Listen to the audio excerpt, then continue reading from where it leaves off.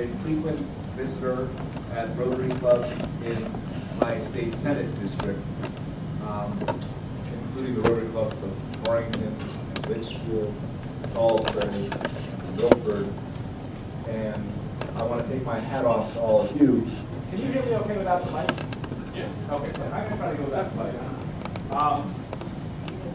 So I don't want to take my hat off to all of you. Susan just said that last year you handed out $40,000 in scholarships, $48,000, working with local lending institutions, and that makes a huge difference in the lives of young people who are trying to afford higher education.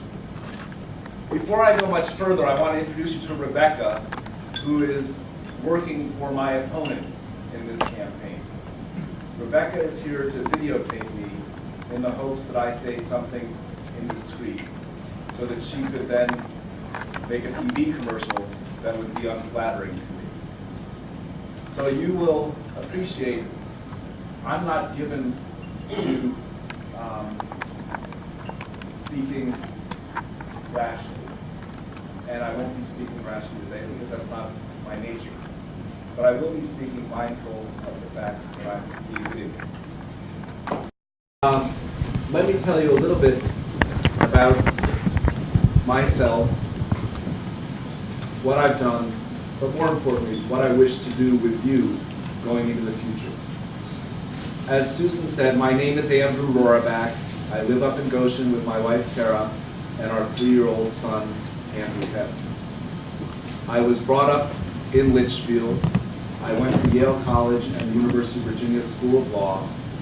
And after law school, I came home to Torrington to join my father, my brother, and my sister in the family practice of law that was started by my great-grandfather in 1883.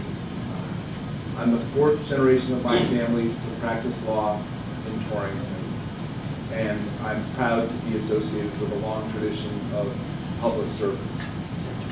I was first elected to the Connecticut House of Representatives in 1994. I spent 6 years in the House of Representatives. From those of you, you're all from Danbury or the Danbury area.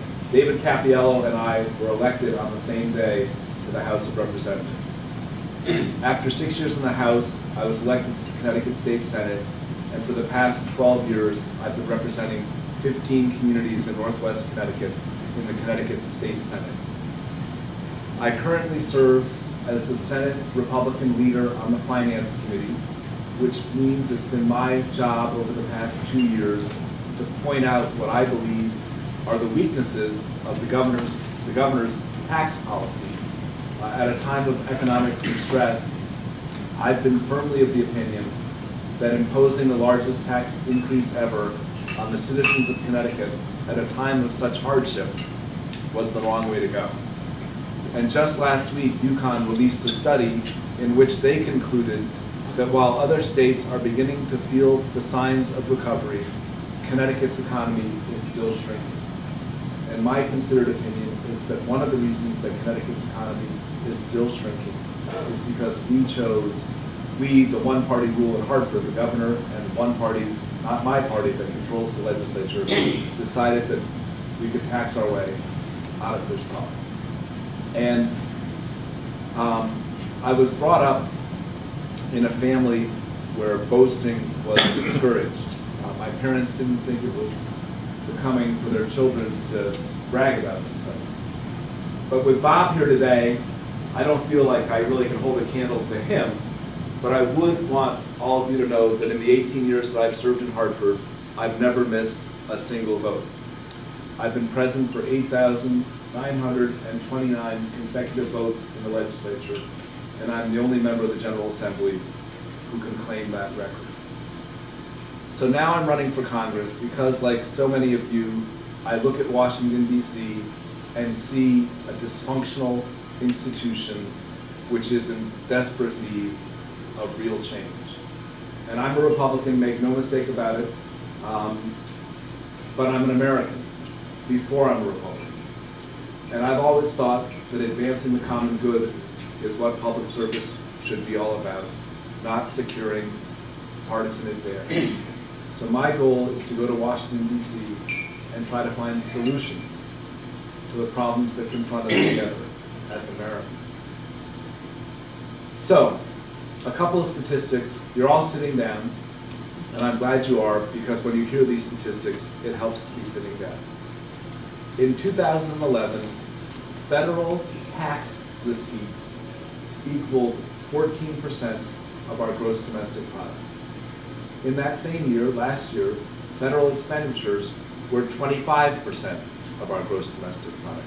Now, we have some accountants here, we have bankers. Can you help us do the math? It's only a matter of zeros. It's only a matter of zeros. Tax receipts, 14%, federal expenditures, 25%.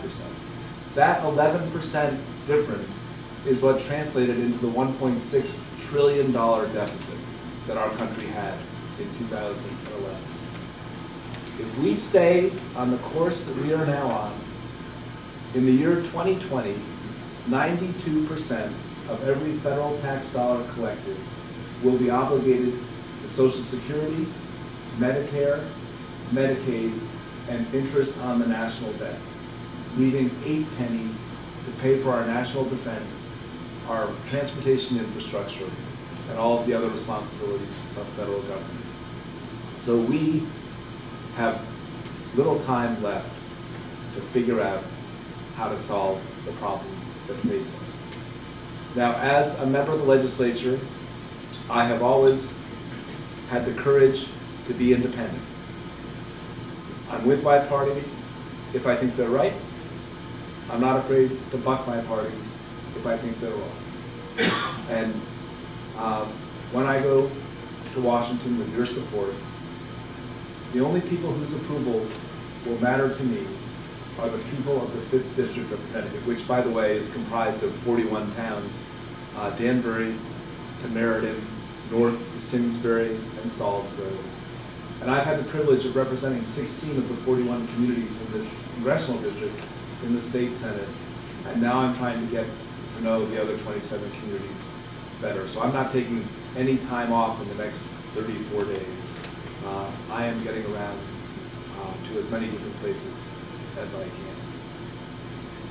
But I want you to know that my success as a state senator has always been measured by the success of the communities and individuals I represent.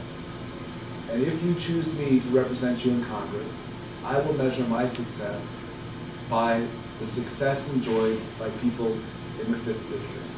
If more people are working, if businesses are prospering, if education is improving, then I'm doing my job. And I think that all of us need to recognize a few fundamental truths. One of them is that raising taxes will not lead to more jobs. On January 1st, if my opponent has her way, we will raise taxes substantially on a community of people who are best prepared to create jobs for this country.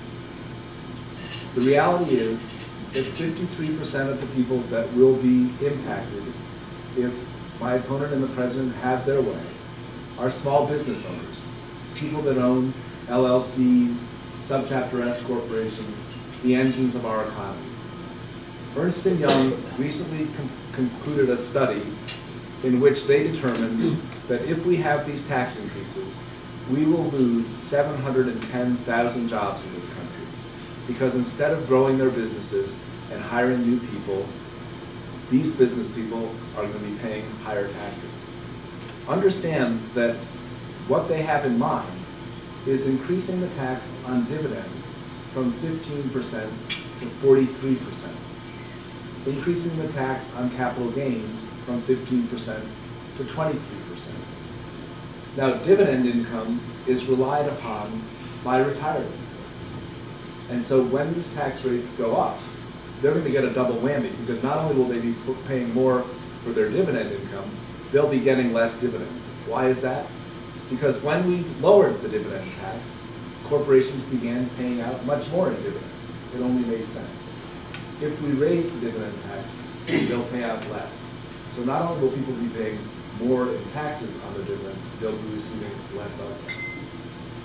The other area where my opponent and I disagree, is on whether or not this country should avail itself of the energy security that the Keystone Pipeline would bring to us. The issue is not whether this energy will be tapped. There's no doubt that Canada will tap this energy. The only issue is whether that energy will come south through the United States or go west to Vancouver. This pipeline, I was against this pipeline when it ran over the largest aquifer in the Midwest. I didn't think it was responsible to put that aquifer at risk by running the pipeline over the middle of it. But now the pipeline has been rerouted around the aquifer.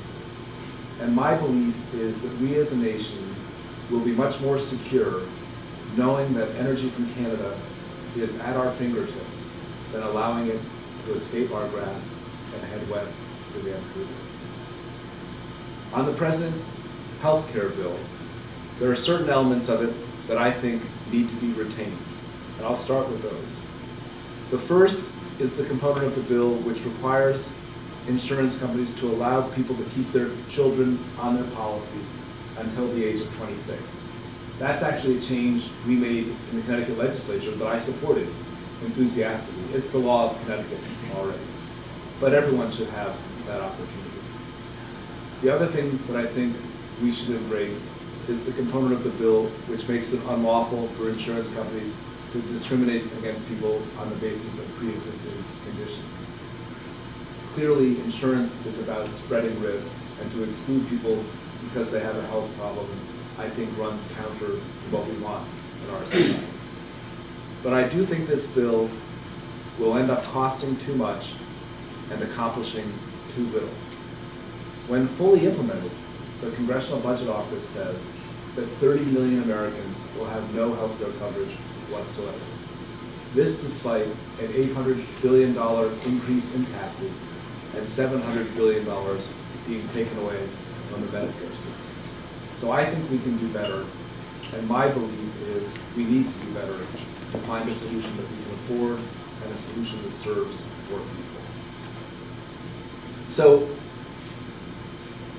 I don't want to leave you with all things that weigh heavily on us collectively.